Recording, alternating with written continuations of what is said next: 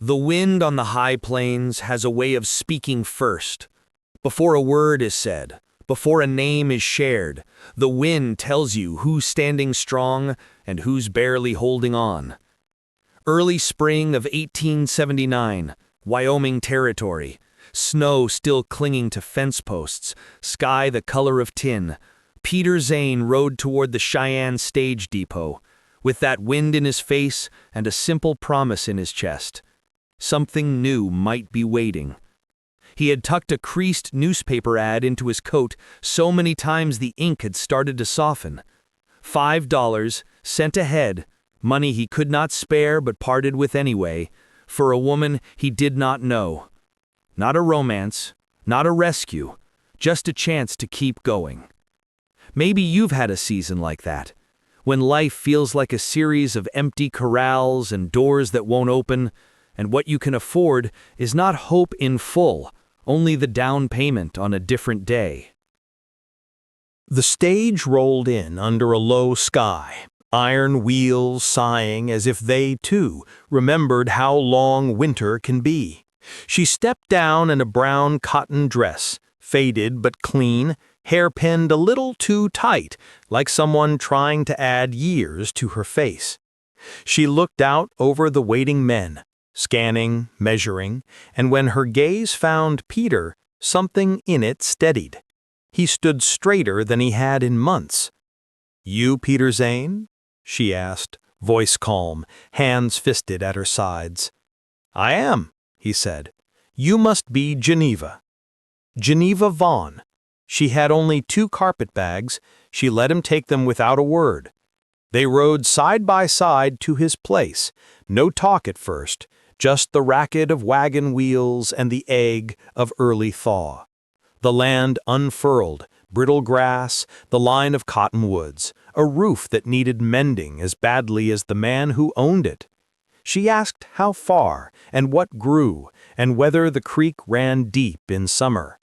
He told her more than he meant to, about the dry months, the cows he'd buried, the bank letters he stopped opening after Clara died 2 winters back. Grief had made his tongue heavy. The quiet beside her made it lighter. At the house, he pointed to a spare room and stumbled toward kindness. "You can stay there until we figure it out." She studied him like a carpenter studies a board, checking if it will hold a nail. "You paid $5 for a wife, not a house guest," she said, not unkind. "I agreed to marry. Let's marry." They brought Reverend Mallory out the next morning. 10 minutes, 2 signatures, a clean shirt for him, the same dress for her. No flowers, no crowd, the wind, the wood stove, the long road of a life beginning with a small, ordinary yes. That first night she cooked cornbread and beans with a focus that made the kitchen feel like a task worth doing. He watched her knead dough the way a person presses something heavy out of their chest. "I'm not here to replace anyone," she said, eyes on the bowl. "I know you lost someone." "Clara," Peter said softly. "I'm not Clara," Geneva told him, and lifted the loaf onto the pan. "But I don't give up easy." People like to imagine the West as gunfights and sudden storms, and yes, there were storms, but more than that, there was labor. Work that didn't care about your story, only whether your hands showed up. Geneva's hands showed up. She patched the roof with him, braced the ladder when the gusts kicked up, and held a rifle steady when a coyote got too curious near the hens. She rose before the light and moved through the rooms as if she had decided that order was a kind of mercy. She rarely spoke of where she'd come from.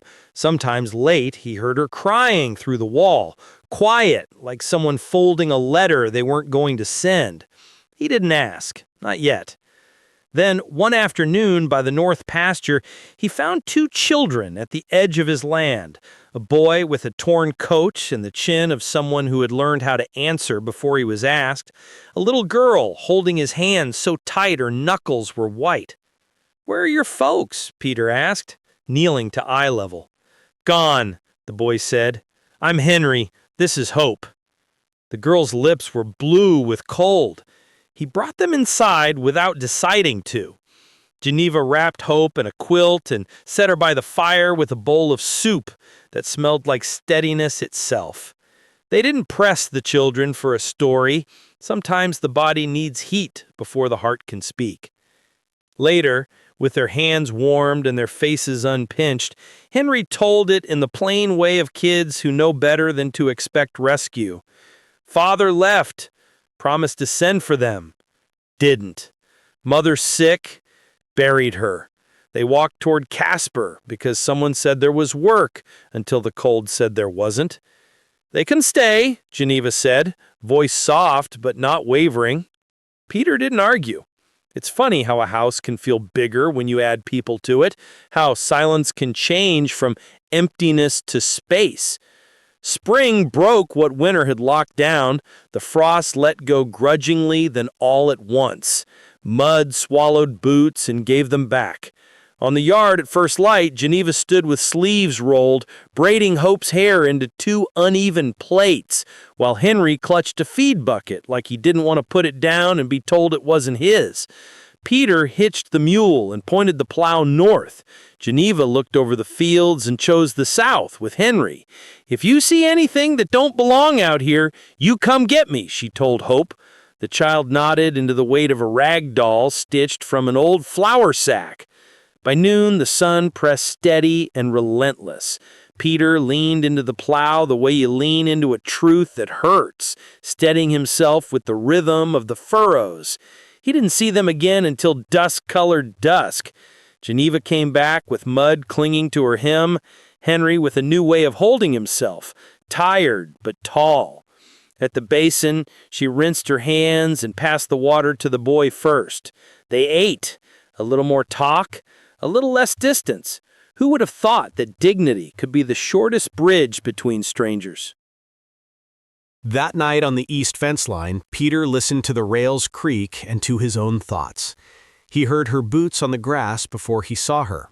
"Fence holding up?" she asked. "Mostly." "We could trade off days," she said, leaning against the post. "One of us in the field, one close with the kids." He nodded. "You figure they'll stay long?" "I don't think they've got anywhere else," she said. He didn't say he knew what that felt like. He didn't need to. "Did you love her?" Geneva asked after a while. "Yeah," he said, keeping his eyes on the rail. "Not every day anymore," he added after a quiet stretch that meant something. "Grief can be a long road that eventually turns." Maybe that question sits somewhere in you, too. How long does love last? What shape does it take when the first brightness goes? I've found the answer is usually in the work. Who shows up with the hammer, the ledger, the warm cloth? A few days later, he came in from the far pasture with a hitch in his knee. She noticed without making a ceremony of it. After supper, she set a basin by the hearth and said, "Boot off." There was no pity in it, just skill. She wrapped his knee with muslin torn from a pillowcase, hands sure as a midwife's. "Pain doesn't ask if you're proud," she said, tying off the strip. He admired how she didn't look away from hard things. He finally asked why Wyoming. She folded the cloth carefully, as if the answer might be in the crease. "Because I didn't know anyone here," she said. That felt like a clean place to begin. Sometimes we don't need saving, we need clean beginnings. What about you? If you could pick a place to start fresh, would it be a where or a who? Geneva started keeping a small ledger by the stove. What they had, what they needed, what could wait. She handed him a charcoal pencil. "Add what you use," she said. It shouldn't have meant as much as it did, seeing her handwriting inside his house. But that's the thing about chosen love. It shows up in ink and wood, in lists and lifted ladders. She walked in from the trading post with a bolt of homespun, a packet of seeds, and a hen paid for with 2 jars of apple preserves. The ledger caught it all, debts and surplus, the arithmetic of a life turning toward order. She planted sunflowers by the porch for Hope to watch the bees. She sewed patches onto the girl's only dress. She taught Henry to split kindling without wasting the wood. They laughed some, not as relief but as practice.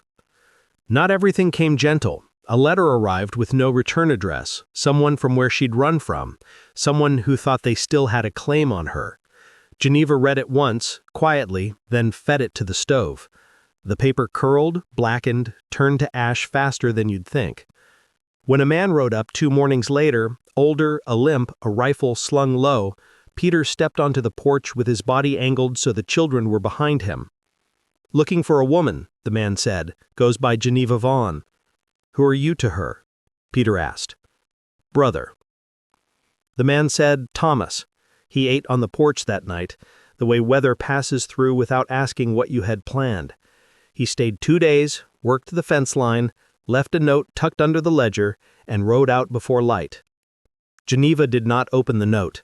She placed it in the stove. "I don't want to carry their weight anymore," she said. He stood beside her while the paper went to ash, the way a person stands when what's burning isn't the firewood. On Sunday they walked up the hill to Clara's grave. Peter had thought of that ground as a halt. Geneva turned it into a hinge. Beside the simple stones, they set 2 more, not for the dead, but for what needed burying: fear, old names, the part of a life that keeps demanding rent. Geneva placed a single marigold from the soil, a bright, small thing, the color of decision. You ever make a ritual like that? Something quiet that your neighbors might not understand, but you know it marks a before and an after? June brought a storm that drummed its knuckles on the roof hard enough to loosen a plank over the hay. Peter ran to the barn and found Geneva already up on a stool with a strip of canvas in both hands, rain stippling her hair. "You'll break your neck," he said. "Then catch me if I fall," she answered. And he did. Not because she slipped, but because when she climbed down, she didn't immediately step away. His hands were at her waist to steady her, and then stayed there because she didn't move them. A breath, a beat, the good kind of nearness. "You ever think about what comes next?" she asked, voice low. "I do," he said. "More than I used to." The days filled themselves. Henry asked to help repair the saddle and learned how to punch an owl through tired leather without splitting it. Hope hummed in the doorway while she stitched a crooked heart out of muslin. These small rooms, these small tasks, this is where love finds its shape, not as thunder, but as a clean seam, as a straight fence line. One morning, down by the garden, Peter found Henry with a fishing rod he'd improvised from a willow branch and twine. "The creek runs better after rain," Peter told him.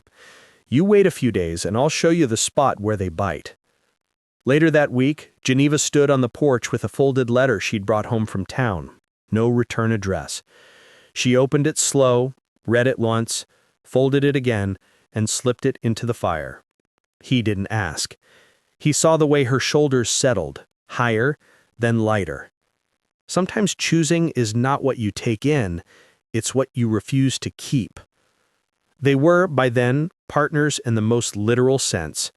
On his next trip into town, Peter asked the Reverend to file the deed with both their names.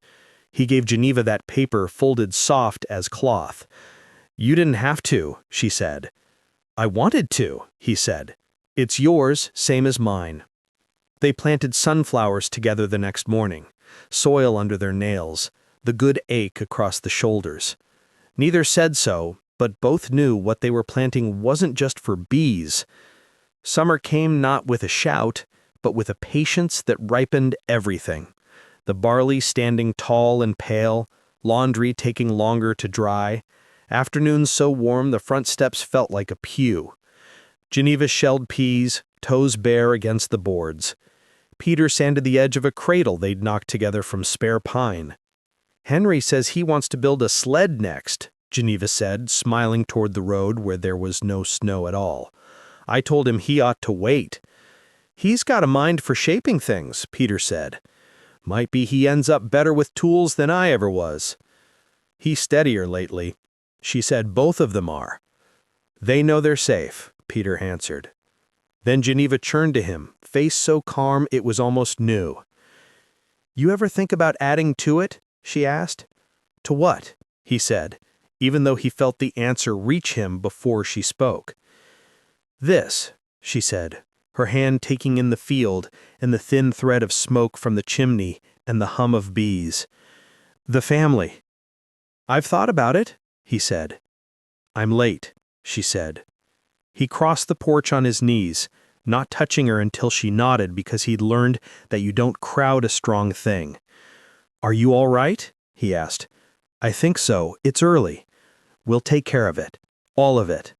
You know that feeling, when good news arrives in a whisper and the room changes temperature. How your mind steps ahead to bassinets and blankets, and also to the bills and the what-ifs, and somehow both thoughts hold hands. Weeks moved the way weeks do when a house is turning toward a new center. Geneva slowed at dusk. She stopped riding out to the far pasture. Henry picked up the heavier chores without being asked. Hope began leaving flowers on the windowsill, dandelions, asters, and sometimes little fictions she twisted from twine and imagination. In the ledger, Geneva made new columns that nobody needed to explain. One still October night, the baby came. Peter boiled water, because that's what people do when they don't know what else to do, and because the heat matters somehow. Geneva labored the way she did everything, precise, without complaint, breath sharp and fast. The cry that finally split the room was thin and fierce. A boy. Peter held him for a moment that rewrote the last 2 winters, then laid him against Geneva's chest. They named him Elias. That winter arrived late and then all at once, the kind that makes sound carry farther and makes time feel like something you can hear dripping. Henry built his sled. Hope read out loud by the fire, stumbling a little and laughing at herself. Geneva stitched a quilt out of their first year together.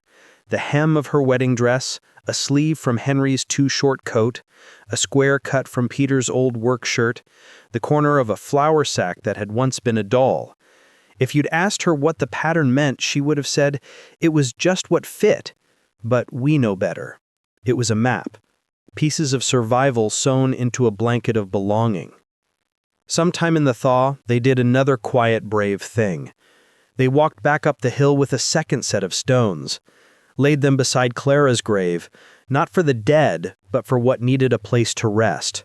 The bargains that brought them here, the shame that didn't deserve room at the table, the story that started as a transaction and turned into a vow.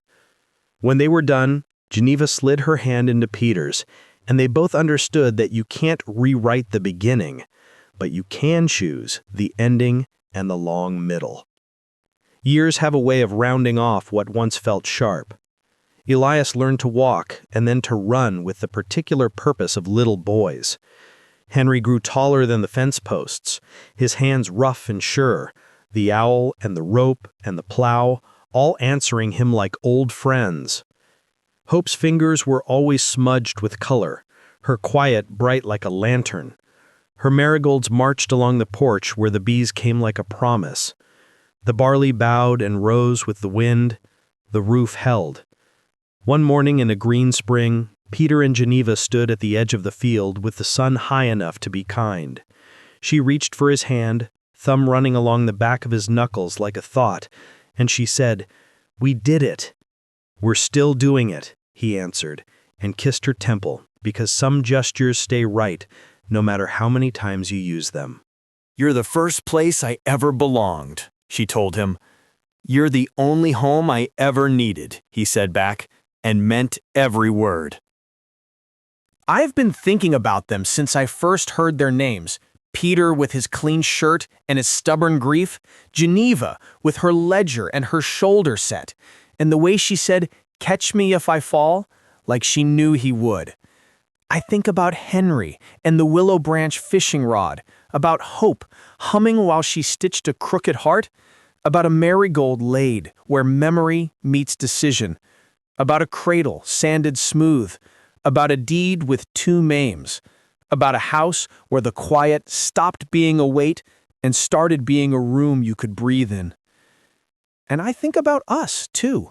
We live far from the Wyoming Territory of 1879, but we still spend our $5, our courage, our time, Our thin little ads pinned to the wall of a tired heart, hoping for something that will choose us back. What if love isn't lightning at all? What if it's the ledger and the plow, the basin by the hearth, the step onto the porch when a stranger rides in with old claims, the decision to plant sunflowers just because a child might like to watch the bees? Maybe you've burned a letter. Maybe you've tucked a note where the fire could reach it and watched the paper curl. Maybe you've set stones for what needed setting down. Maybe you've told someone, boot off, and wrapped them, because pain doesn't ask if you're proud. Maybe you've stood in a cold kitchen and decided that cornbread and beans are not humble, they are holy. Peter and Geneva didn't build a mansion. They built a map, not out of timber, but out of trust and time and chosen love. They built a place where two orphans could stop listening for footsteps that meant leaving, where a widow's grief could turn from daily to sometimes, where a woman who ran could stop running, where a baby could be born into a room that didn't echo. If you're listening to this tonight with your hands tired and your hope thin, I want to tell you what the wind on those plains told me when I pictured them standing there, early spring turning toward green. You can start with almost nothing and still end with a life. $5, a brown dress, a clean shirt, a ledger, a field that needs plowing, a house that holds you both. That's enough. They were happy every day, the story says, not because every day was easy, but because each morning they chose the same thing they chose the day before: to stay, to mend, to plant, to count, to catch, to carry, to love. If that sounds like the kind of happiness you could live with, then maybe tomorrow is your early spring. Maybe the frost is letting go already, even if you can't see it yet. And somewhere, out past the cottonwoods, a stage is rolling in with a chance you can meet by name.